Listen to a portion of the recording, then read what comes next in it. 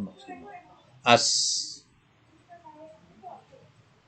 Assalamualaikum warahmatullahi wabarakatuh. Mahasiswaku pasca sarjana yang kami hormati, kebetulan hari ini mata kuliah kebijakan hukum investasi. Tapi sebelumnya saya akan menyampaikan pendahuluan. Mengapa sih diajarkannya kebijakan hukum investasi? Ilustrasinya demikian. Perguruan tinggi harus menjadi bagian penting dari perkembangan kemajuan sumber daya manusia. Namun kenyataannya peran perguruan tinggi pun bias bergeser karena kepentingan dan keperluan. Orientasi yang salah ketika mahasiswa kuliah di perguruan tinggi itulah yang menyebabkan mahasiswa tidak mandiri. Sayang sekali jika lulus, mahasiswa tidak punya kemampuan menciptakan lapangan pekerjaan sendiri. Janganlah berorientasi bahwa kuliah di Universitas Muria Kudus itu hanya untuk mendapatkan titel dan memperoleh pekerjaan. Harapan semacam itu harus segera dihilangkan. Itu bukan tujuan utama. Masa ya masih berharap terus jadi pegawai? Kalau bisa punya usaha sendiri sebagai mahasiswa milenial. Jika masalah tersebut dibiarkan berlarut-larut, dikhawatirkan harapan itu sama dengan mencetak lulusan menjadi orang miskin baru. Karena ketidakmampuan menerapkan ilmu dalam masyarakat akan sangat berpotensi menggiring alumni perguruan tinggi menjadi orang miskin baru. Berpijak pada masalah tersebut, saat ini yang terpenting bukanlah kemampuan teknis teori, namun yang lebih dibutuhkan adalah kemampuan menerapkan ilmu dalam masyarakat, antara lain melalui soft skill. Mahasiswaku yang kami cintai, para tuan-tuan dan nyonya-nyonya, kemampuan itu meliputi apa? Yaitu kesanggupan berkomunikasi, penguasaan teknologi, dan semangat kemandirian. Pengetahuan kewirausahaan harus dikuatkan sebagai bekal para mahasiswa. Mahasiswa perlu memiliki hard skill dan soft skill agar mampu bersaing dengan tenaga kerja lain. Ucapan William Danko bahwa seorang wirausaha mempunyai kesempatan 4 kali lebih besar menjadi miliuner. Majalah Forbes menyatakan bahwa 75% dari 400 orang terkaya di Amerika Serikat berprofesi entrepreneur. Apalagi hadis menurut Habib Novel bin Muhammad al-Idrus, Rasulullah Shallallahu Alaihi Wasallam bersabda, sebaik-baik pekerjaan yang barokah adalah ijaroh. Ijaroh artinya berdagang, bukan jadi karyawan. Ikuti pedoman orang Cina. Saudara, sekarang banyak yang sudah bekerja, nanti baru jalan satu kaki. Kaki yang lain adalah entrepreneur. Nenek moyangku itu seorang pelaut. Pelaut itu kan keliling kemana-mana kan. Jadi ya cari dagangan, dijual lagi dagangan. Inilah yang disebut dengan seorang pengusaha. Baik, harapan kami dengan kebijakan hukum investasi itu, para mahasiswa bisa tergerak hatinya untuk bisa berwirausaha, berintrepreneur melalui nanam investasi. Tidak hanya mengetahui teori, tapi bagaimana? Yuk kita praktekkan. Di sisi lain, visi dari Universitas Muara Kudus adalah menjadi universitas yang unggul, berbasis kearifan lokal, dan berdaya saing global. Unggul artinya pendidikan tinggi hukum yang terbaik melebihi dari yang lain. Berbasis kearifan lokal artinya mengimplementasikan ajaran Jeng Sunan Kudus yang dikenal dengan istilah Gus Jigang. Gus artinya perilakunya bagus, baik budi pekertinya maupun bagus penampilannya, performanya, dalam arti penampilan sebagai manusia yang peduli terhadap lingkungannya. Merupakan tagline daripada santun, toleransi, santun, Gus Jigang. Santun, toleransi, dan suka menolong. Itu perilaku bagus. Ji artinya dia pinter ngaji, religius, tidak hanya belajar memahami ilmu agama, tetapi juga dia belajar ilmu pengetahuan lainnya, termasuk pengetahuan dunia, khususnya ilmu hukum. Ini tagline dari cerdas, inovatif, cinta perubahan, maju, dan jaya. Sedangkan gang artinya pandai berdagang. Salah satu aktivitas ekonomi dalam mempertahankan kelangsungan hidup memiliki jiwa kewirausahaan. Bahwa bekerja juga merupakan suatu ibadah. Tagline dari berjiwa wirausaha meningkatkan status sosial, sukses dalam segala hal. Inilah saya yang ingin sampaikan pada mahasiswa. Tidak hanya S1 tapi S2. Mari kita berupaya untuk menjadi seorang entrepreneur, apapun tentunya. Termasuk ini yang kita ajarkan, kebijakan hukum investasi. Mari kita berinvestasi. Mari kita berusaha untuk menjadi seorang entrepreneur. Mahasiswa dan lulusan Universitas Muara Kudus harus dapat melaksanakan dan mengamalkan, mengimplementasikan ajaran Gus Jigang tersebut, ya santun, cerdas, dan berjiwa wirausaha. Berdaya saing global artinya lulusan mempunyai kemampuan dan berperan dalam penyelesaian persoalan persaingan tingkat global melalui cara penyelesaian sengketa yang berbasis kearifan lokal, khususnya dalam bidang hukum, bisnis, industri kreatif, dan pemerintah daerah terutama, dalam usaha mencapai kesejahteraan masyarakat. Baik saudara sekalian, kita lanjutkan bab 2 agar kita menukik pada suatu apa itu kebijakan hukum investasi. Karena syarat di dalam hukum investasi, terutama penanaman modal asing, harus berbadan hukum. Nah, kita harus mengetahui dulu macam-macam persekutuan yang dikenal di Indonesia itu apa saja. 1. Persekutuan dagang. Yang pertama adalah firma. Firma adalah perseroan untuk menjalankan usaha perusahaan di bawah satu nama, di mana anggota-anggotanya langsung dan sendiri-sendiri bertanggung jawab sepenuhnya terhadap pihak ketiga.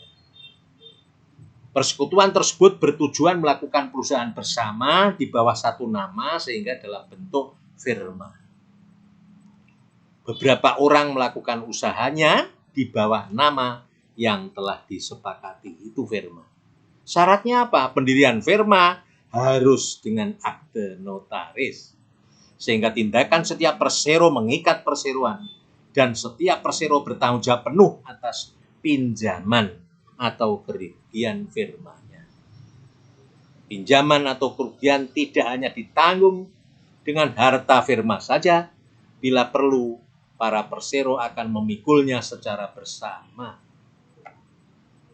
Selain itu, para persero dapat melakukan perbuatan-perbuatan sebagai berikut: bertindak atas nama firma, mengeluarkan dan menerima uang, menghubungkan firma dengan pihak ketiga, dan sebaliknya. Syaratnya apa mendirikan firma? Satu, dengan akte otentik. Apa itu akte otentik? Ini bagi yang mahasiswa tidak mengambil jurusan S1 hukum. Akte yang dibuat oleh atau di hadapan pejabat yang berwenang. Ya. Yang kedua, akte tersebut harus didaftarkan. Ya. Sekarang Menkumham.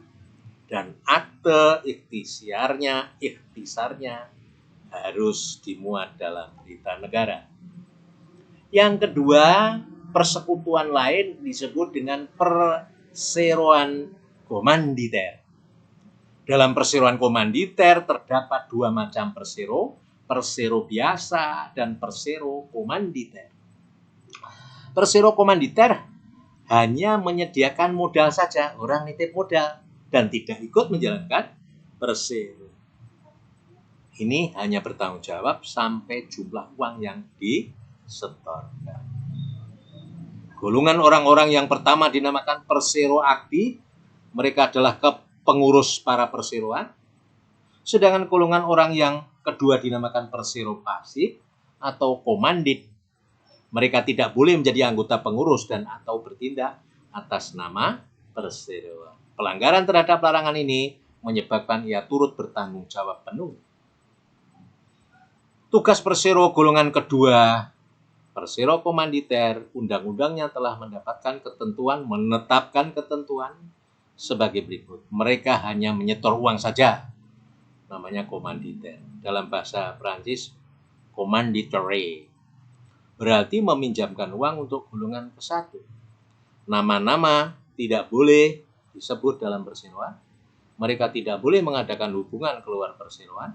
Mereka tidak boleh bekerja atau melakukan tindakan dan perbuatan hukum untuk perseroan. Mendirikan perseroan komanditer tidak memerlukan formalitas, beda sama firma.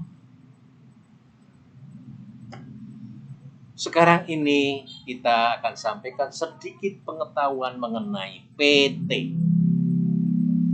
Jadi kalau saya bilang PT itu adalah singkatan perseroan terbatas yang telah dipakai secara resmi sebagai pengganti istilah Namsbladsvennootschap.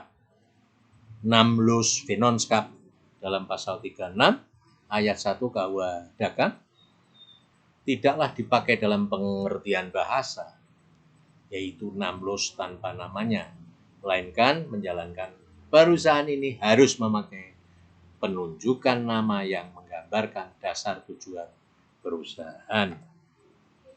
Jadi perseroan terbatas itu ialah perseroan yang menjalankan perusahaan dengan modal tertentu yang terbagi atas saham-saham, sedangkan pemegang sahamnya atau disebut persero tidak bertanggung jawab keluar sendiri-sendiri.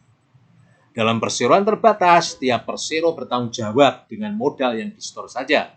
Modal perseroan terdiri dari hasil penjualan saham-saham. Suatu PT harus didirikan dengan akte notaris dan kemudian harus mendapatkan pengesahan dari Menkumham. Dan anggaran dasarnya harus dimuat dalam tambahan berita negara. Adapun mengenai pertanggungan jawab dalam perseroan terbatas, yaitu para persero atau pemegang saham hanya bertanggung jawab atas bagian yang dimasukkan dalam perseroan. Jadi di sini ada tanggung jawab terbatas. Para persero tidak bertanggung jawab kepada pihak ketiga, tetapi hanya kepada perseroan saja. Biasanya persero itu banyak sekali, karena setiap orang yang telah membeli sero atau saham dapat menjadi pemegang saham. Maka sudah selayaknya jika mereka itu hanya dipertanggungjawabkan atas sumbangan saja yang telah menjadi bagian dari perseroan. Sedangkan yang dimaksud saham adalah tanda ikut sertanya seorang persero dalam perseroan terbatas. Pemegang saham adalah orang-orang yang turut mendirikan perseroan. Dan siapa saja yang membeli saham menjadi pemegang saham dengan menerima segala hak-hak dan kewajibannya. Mereka itu masing-masing bertanggung jawab untuk bagian yang dimasukkannya dalam perseroan saja. Berikutnya ada kenal persekutuan namanya rekanan atau matskap. Dalam KUHD Wetboek van Koophandel diadakan peraturan-peraturan yang mengikat bagi orang-orang yang hendak menjalankan perseroan. Juga dalam KUHD dan KUH Perdata Wetboek Burgerlijk Wetboek dikenal dalam pasal 1618 mengatur hal ini.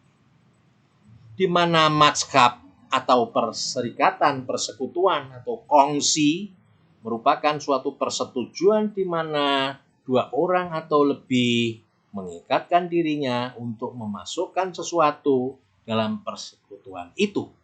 Dapat berupa uang atau barang, kadang-kadang juga tenaga.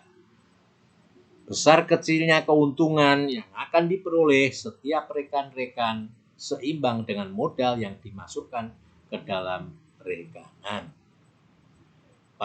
Pada hakikatnya, matskap hanya merupakan suatu organisasi intern saja. Dalam hubungan-hubungan keluar, ada kemungkinan bahwa pihak ketiga berhak menuntut tiap-tiap peserta matskap untuk tanggungannya.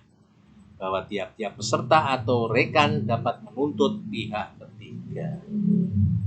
Ini yang bisa kita lihat, banyak orang menitipkan uang atau tenaga, harapannya mereka memperoleh keuntungan. Tapi bagaimana kalau seandainya dia itu tidak untung, bahkan yang menjalankan usahanya itu rugi? Nah, ini seharusnya ya kerugiannya ditanggung bersama gitu ya. Itu tergantung pada perjanjiannya. Berikutnya adalah koperasi.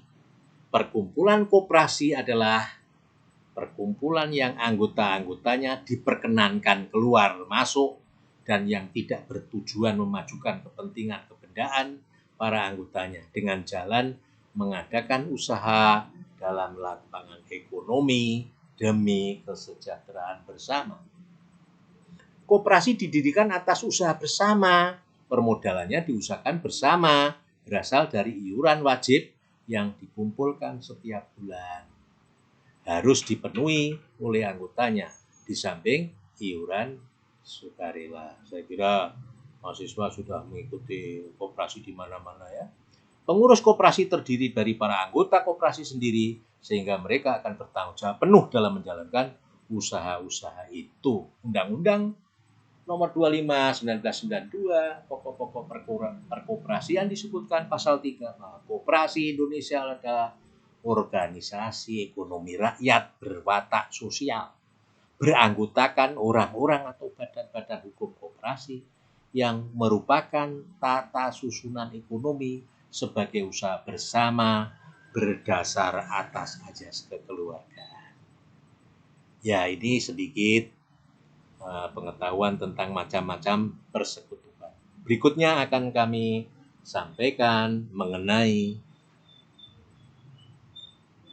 kebijakan hukum investasi. Tunggu sebentar ya. 15 menit Mas lagi.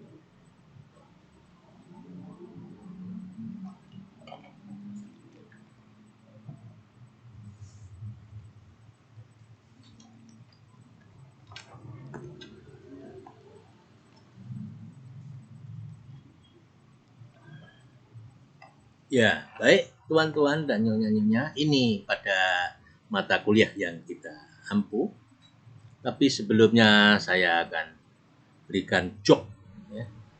Seorang kakek setiap memanggil istrinya dengan kata-kata yang mesra.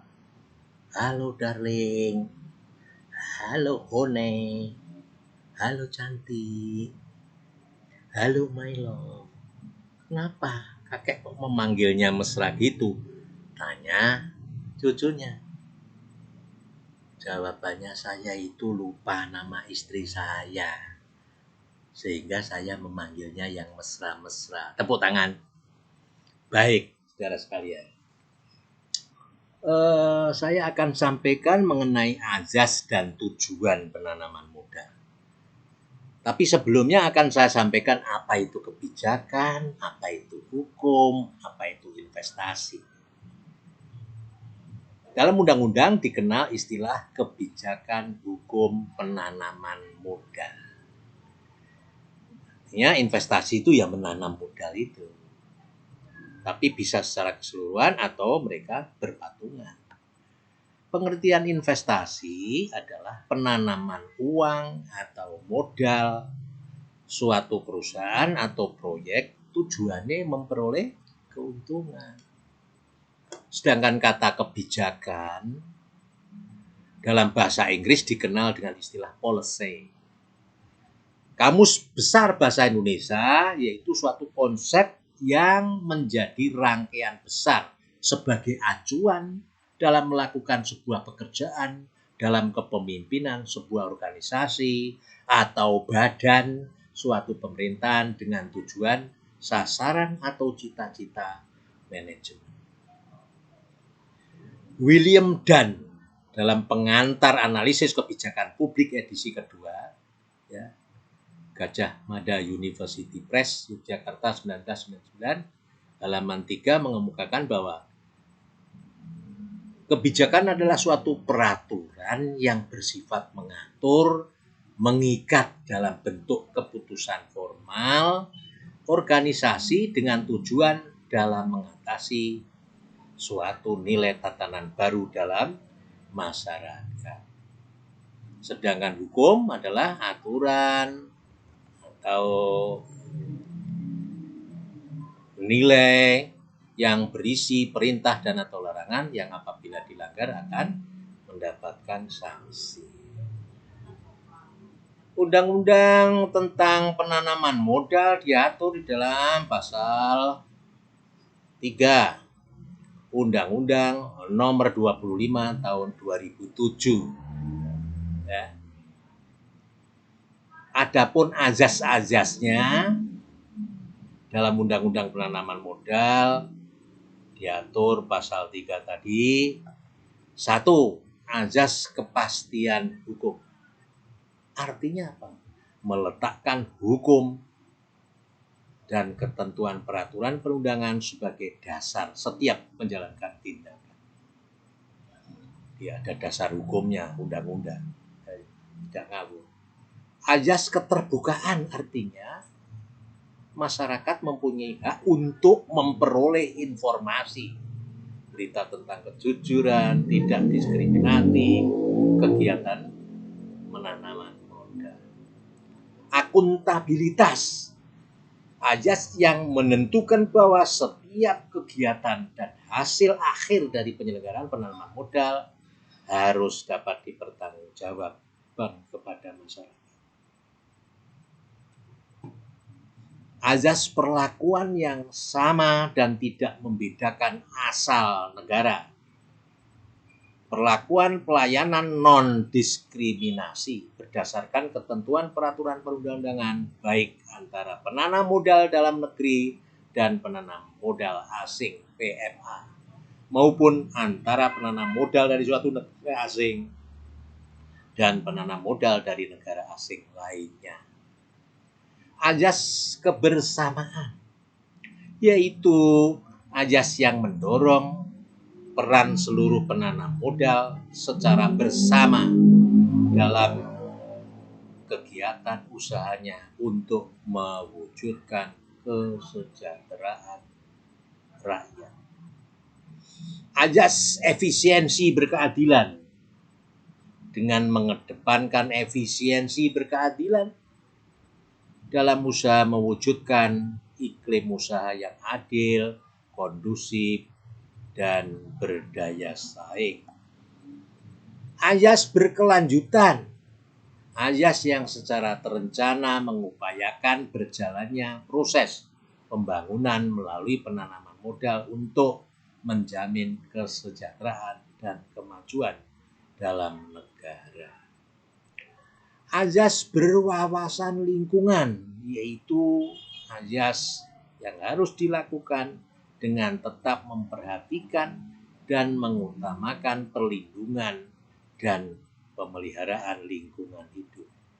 Azas kemandirian, yaitu azas yang dilakukan dengan tetap mengedepankan potensi bangsa dan negara dengan tidak menutup diri pada masuknya modal asing demi terwujudnya pertumbuhan ekonomi.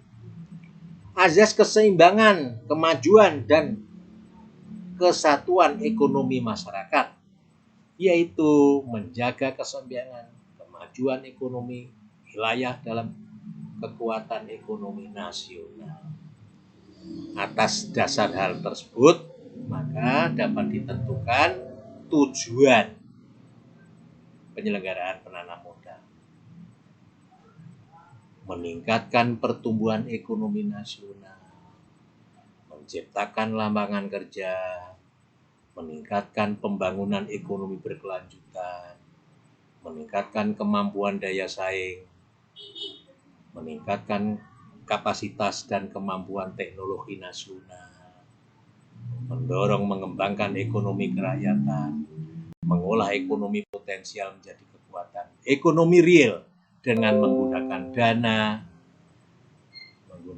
dana yang baik berasal dalam negeri maupun luar negeri, dan meningkatkan daya masyarakat. Tuan-tuan dan nyonya-nyonya, bukunya yang dibaca Pak Krisno sudah ada ya. Jadi Pak Krisno itu dikenal dengan dosen diktator, mesti nggak diktat. Oleh karena itu jangan khawatir kalau misalnya tadi kuliahnya saudara tidak bisa mengikuti secara penuh, khusus untuk hukum, kebijakan hukum penanaman modal itu tugasnya hanya membuat makalah. Ya. Sedangkan untuk arbitrase dan alternatif dispute resolution itu ada soal-soal di bukunya yang tinggal menjawab secara open book seperti pada semester 1. Ora usah bingung ya. Bijine wis dadi ya. Nilainya sudah jadi ya. Tinggal saudara milih A atau B.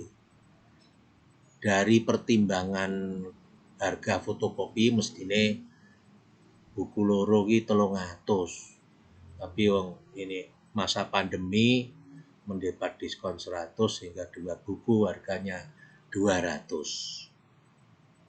Penyerahan dana fotokopi lewat Mas Bagas.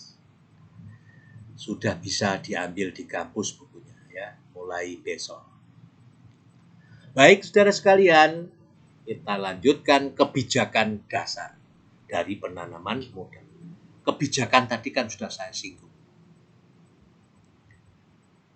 Memiliki potensi yang sangat besar di Indonesia itu. Wilayahnya yang luas, upah buruh sing masih rendah, pasarnya juga sangat luas dan besar, lokasinya strategis, adanya kepentingan untuk mendorong investasi yang sehat, dan tidak adanya pembaruan atas arus devisa. Tidak ada pembatasan maksud saya. Ini potensi untuk menanam modal di Indonesia. Dengan pemerintah menentukan dan merumuskan kebijakan dari penanaman modal sebagai berikut. Kenapa kok diadakan penanaman modal dibuka di Indonesia? Gunanya atau kebijakannya untuk mendorong terciptanya iklim usaha nasional yang kondusif, untuk mempercepat peningkatan penanaman modal. Kebijakan dasar penanaman modal yang ditetapkan oleh pemerintah yang tertuang dalam bentuk rencana umum penanaman modal adalah 1. Memberikan perlakuan yang sama bagi seluruh penanam modal, menjamin kepastian hukum, dan yang ketiga membuka kesempatan bagi pengembangan dan perlindungan para usaha mikro, kecil, menengah, dan koperasi. Saya kira mahasiswa S2 itu orang ngapal ke ini, tapi bagaimana analisa hukum. Nanti pada saatnya akan kami tugas judul daripada makalah yang harus dikerjakan oleh mahasiswa. Aneh ya. Mahasiswa ini ora usah ujian, Pak Krisma. Bikin makalah di sini metu. Kuwi menawa sa Indonesia. Gitu. Juga dalam rangka perlakuan terhadap penanaman modal yang meliputi perlakuan yang sama kepada semua penanam modal. Indonesia itu tidak membedakan apakah itu warna kulit hitam atau putih. Semua menanam modal di Indonesia. Ini perlakuan yang sama. Juga negara Indonesia menganut sistem ekonomi yang bebas terkendali atau mixed economy. Tidak terlepas dan sangat tergantung pada sistem perdagangan internasional. Dewasa ini perdagangan internasional menggunakan sistem ketentuan dan mekanisme yang telah diinisiasi oleh WTO. Ya, singkatan-singkatan ngono ya kudu ngerti mahasiswa ya. WTO ki apa, Pak? World Trade Organization. Dengan sudah adanya salah satu bentuk aturan main investasi, yaitu TRIPS, Trade Related Investment Measures. Indonesia telah meratifikasi segenap aturan TRIPS. Atas dasar ketentuan tersebut, maka kegiatan penanaman modal di Indonesia secara logis yuridis terikat kepada prinsip-prinsip penanam modal internasional. Prinsip tersebut adalah sebagai berikut. Ini tidak saya tanyakan, tapi saudara harus ngerti lah. Ya. Ngelmuni mbok empek dhewe. Ya. Prinsip non-diskriminasi. Yang kedua, prinsip most favored nation. Ketiga, prinsip nation treatment berdasarkan ini, host country disyaratkan untuk memperlakukan modal asing dan penanaman modal lainnya yang beroperasi di wilayah teritorialnya sama seperti mereka memperlakukan penanaman modal domestik. Menurut Hulman Panjaitan, ada banyak istilah yang digunakan dalam hal nasionalisasi. Nasionalisasi kita mengenal ya. Kalau penanam modal itu kemudian melakukan investasi macam-macam, itu maka pemerintah bisa melakukan yang disebut konfiskasi, onteigening, pencabutan hak lah. Dapat dikatakan tindakan pencabutan hak oleh pemerintah dengan adanya ciri khusus. Dibedakan menjadi dua, nasionalisasi yang dilakukan dengan cara konfiskasi atau expropriation, dan yang lain konfiskasi. Jadi begini, nasionalisasi itu ada dua. Nasionalisasi tindakan pemerintah mengambil haknya penanam modal itu dengan memberi ganti rugi. Dan yang lain tidak memberi ganti rugi.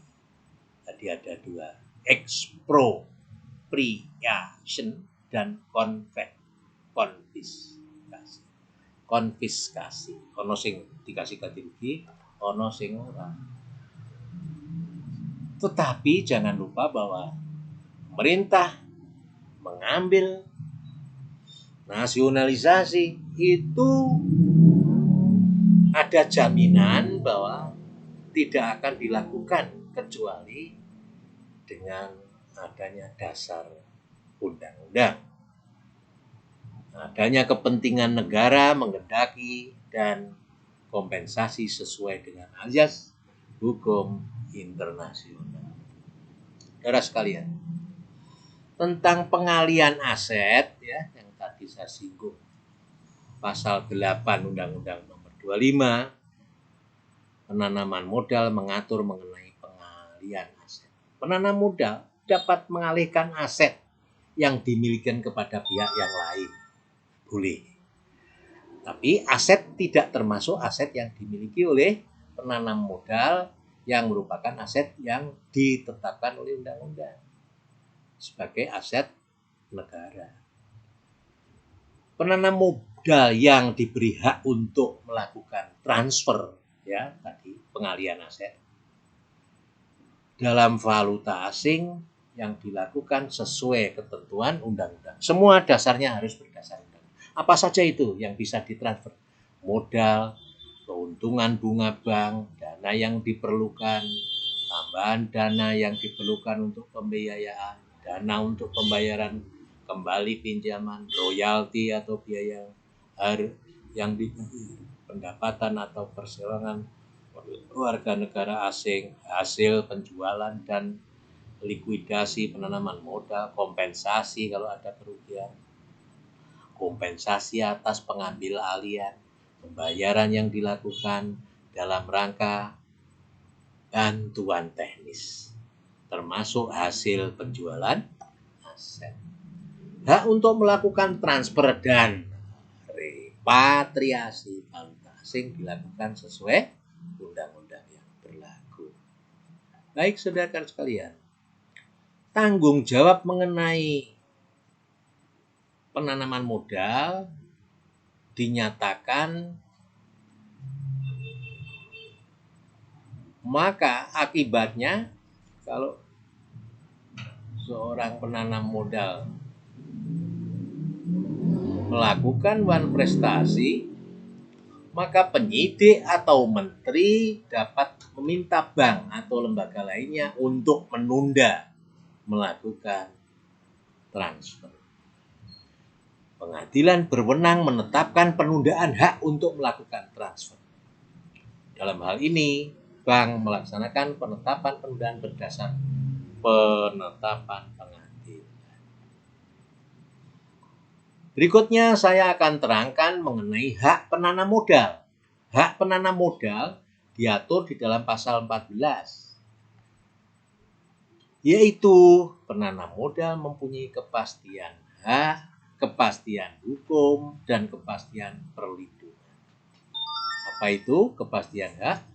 Jaminan pemerintah bagi penanam modal untuk memperoleh hak sepanjang penanam modal telah melaksanakan kewajiban. Kepastian hukum, jaminan pemerintah untuk menetapkan hukum dan ketentuan peraturan perundangan sebagai landasan utama. Kepastian perlindungan adalah jaminan pemerintah penanam modal untuk memperoleh perlindungan dalam melaksanakan kegiatan penanam modal. Tuan-tuan dan nyonya-nyonya, adapun kewajiban penanam modal adalah melaksanakan tanggung jawab sosial CSR, Corporate Social Responsibility, tanggung jawab yang melekat pada setiap perusahaan penanam modal untuk tetap menciptakan hubungan yang sesuai, seimbang, serasi, sesuai dengan lingkungan, nilai-nilai, norma-norma, dan budaya setempat. Ini saya fokuskan ke sini, CSR.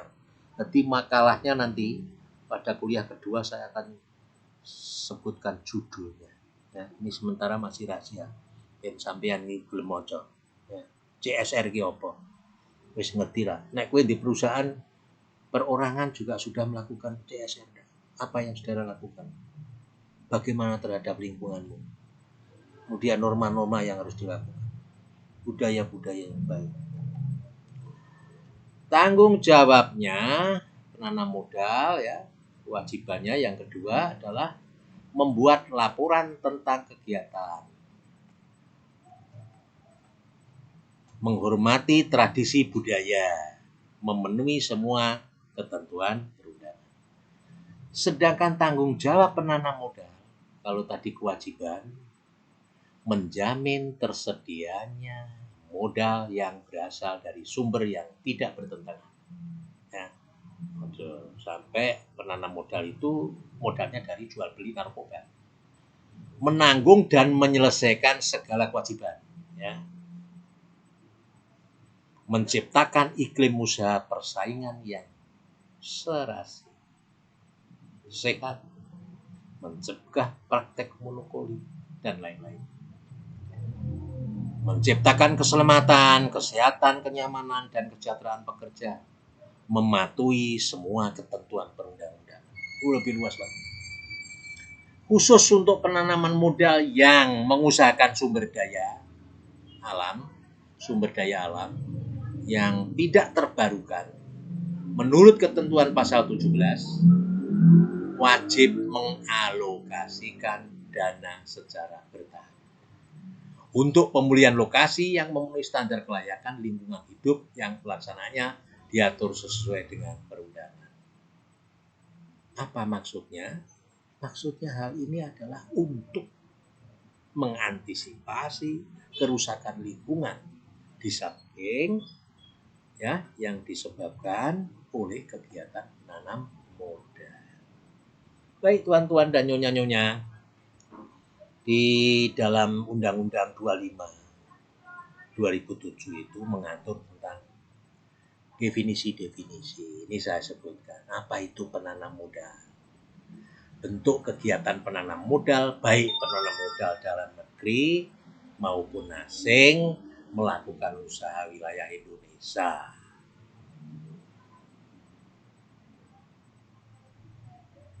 Ya, itu intinya, diatur di beberapa pasal. Penanam modal menurut pasal 1 bisa dilakukan oleh perseorangan atau badan usaha yang melakukan penanaman modal, dapat berupa penanaman modal dalam negeri atau penanam modal asing. Penanam modal dalam negeri itu siapa? Dalam negeri adalah penggunaan modal dalam negeri yang merupakan bagian kekayaan masyarakat Indonesia, termasuk hak-haknya dan benda-benda baik yang dimiliki oleh negara maupun yang swasta. Oke.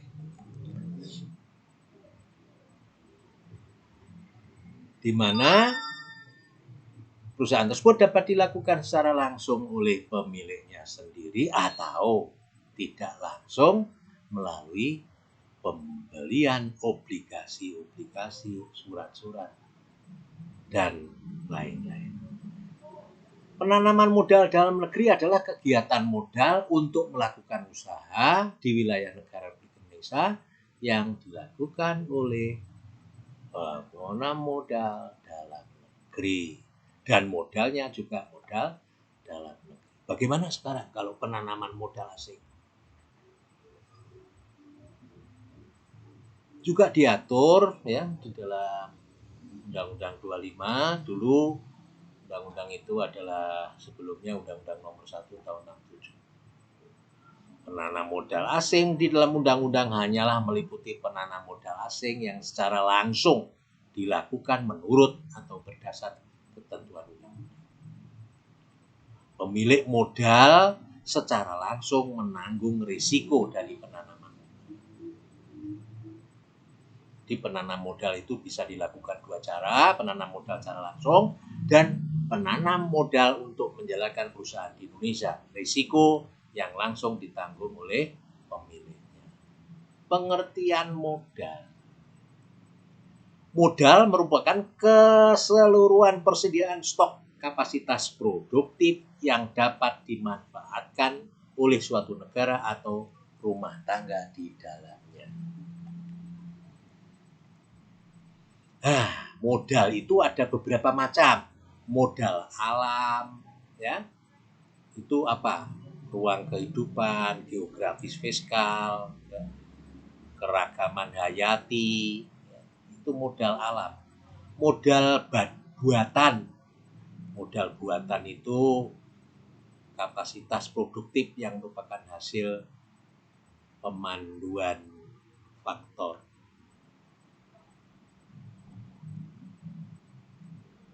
Ya, misalnya pelabuhan, satelit, jaringan kabel, jalan raya, gedung, alat angkutan, timbangan, komputer itu modal buatan. Yang berikutnya modal nirwujud, yaitu mencakup kemauan dan kemampuan penegakan hukum, observasi norma-norma informal, pengetahuan dan keahlian yang dikuasai rakyat, hak kekayaan intelektual itu non nirwujud, kepercayaan, trust, kemampuan lembaga untuk berfungsi sebagai pesaing. Nah, ini sekarang yang penting.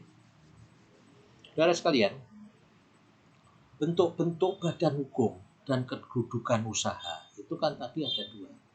Penanam modal dalam negeri dan penanam modal asing. Bedanya apa, Pak? Bahwa penanam modal asing wajib dalam bentuk perseroan terbatas.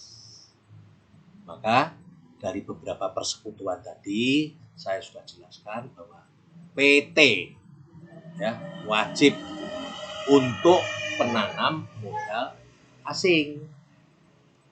Apa akibatnya, Pak?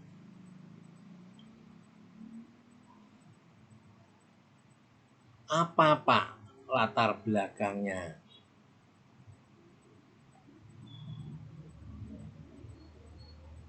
Terdapat beberapa alasan investor asing harus berbentuk PT. 1, itu perintah undang-undang ya, nomor 1. 2, untuk menjaga kepastian hukum. 3, pengesahan dan perizinan perusahaan tidak akan disetujui kalau tidak menggunakan PT.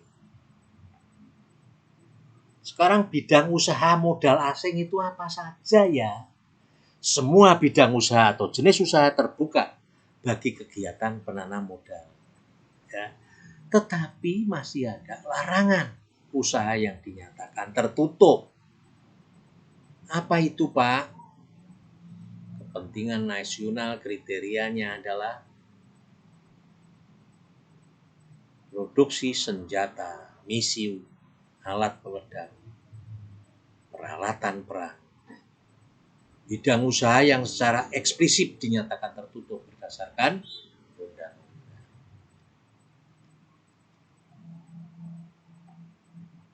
Saat ini dengan berlakunya Perpres 77 2007 Yungto Perpres nomor 111 2007 Yungto Perpres 36 2010, maka barang-barang yang tertutup untuk penanaman modal yang merupakan bidang-bidang usaha tertentu yang dilarang untuk diusahakan sebagai kegiatan penanaman modal adalah sebagaimana tercantum dalam lampiran 1 Perpres 36 2010. Jadi ini sekarang ternyata usaha-usaha yang tertutup itu ditambah pertanian, ya, budidaya ganja, kehutanan, ya, penangkapan spesies ikan, ya, pemanfaatan koral atau karang, ya, industri minuman yang mengandung alkohol, ya, industri pembuat cilok alkali, proses merkuri, industri bahan kimia, dan seterusnya. Industri bahan kimia, konvensi senjata kimia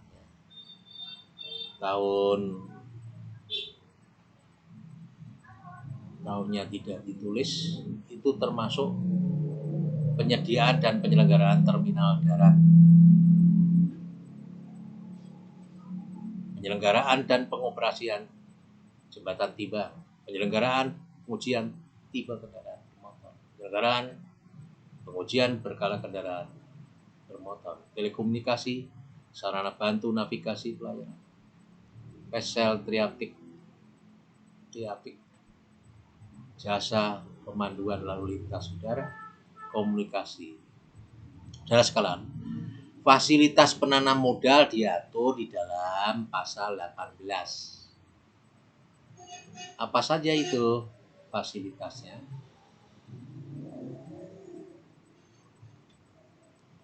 Mempercepat penyebaran investasi ke seluruh pelosok tanah air. Insentif untuk percepatan dari sektor ekonomi. Ini wujudnya bagi penanam modal yang melakukan penanam modal baru akan memperoleh fasilitas penanam prioritas apabila sekurang-kurangnya memenuhi salah satu kriteria sebagaimana ditentukan dalam pasal 18. Menyerap banyak tenaga, termasuk skala prioritas tinggi, termasuk pembangunan infrastruktur, melakukan alih teknologi, melakukan industri pionir, berada di bawah di daerah terpencil, menjaga kelestarian lingkungan hidup, bermitra dengan usaha mikro, kecil, menengah, atau koperasi, industri barang yang diproduksi dalam negeri. Fasilitas-fasilitas yang diberikan dalam rangka penanaman modal menurut pasal 18 dan pasal 21 sebagai berikut. Hak atas tanah, hak guna usaha, hak guna bangunan, hak pakai. Dan sekalian, penanaman modal dilakukan dalam jangka waktu panjang dan terkait dengan perubahan struktur perekonomian Indonesia yang lebih berdaya saing. Akan diberikan hak-hak tersebut. Ya, penanaman modal dengan tingkat risiko yang memerlukan pengembalian modal dalam jangka panjang itu juga diberikan fasilitasi. Penanaman modal yang tidak memerlukan area yang luas, juga penanam modal yang dengan menggunakan hak atas tanah negara.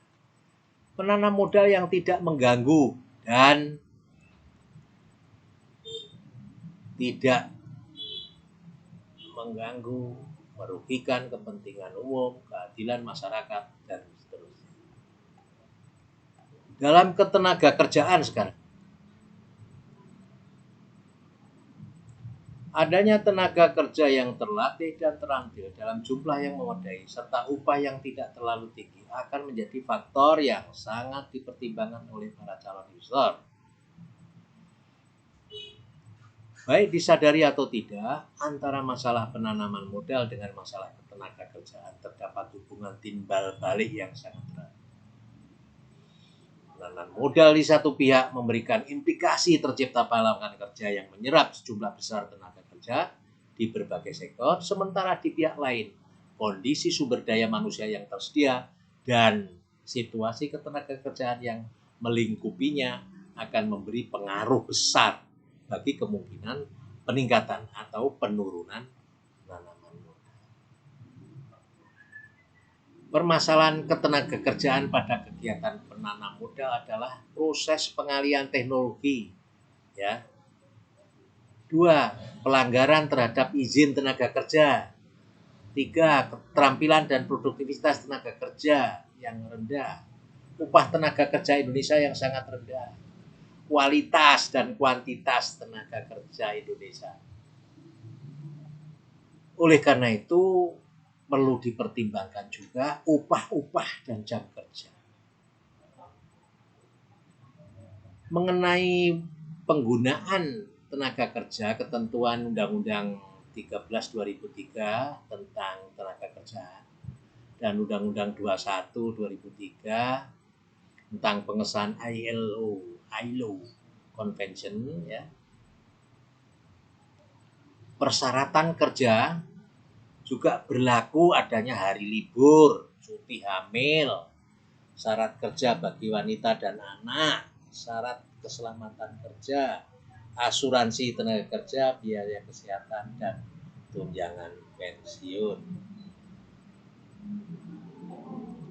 Bagaimana kalau terjadi perselisihan? Pasal 11 Undang-Undang Nomor 25 menentukan bahwa penyelesaian perselisihan hubungan industrial wajib diupayakan untuk diselesaikan musyawarah. Ya, pertama, ada masalah tenaga kerja, musyawarah. Kalau tidak tercapai bagaimana Pak? Selesaikan melalui lembaga tripartit. Tidak selesai Pak, akan diselesaikan hubungan industrial melalui hubungan industrial PHI ya. Penyelesaian hubungan industrial.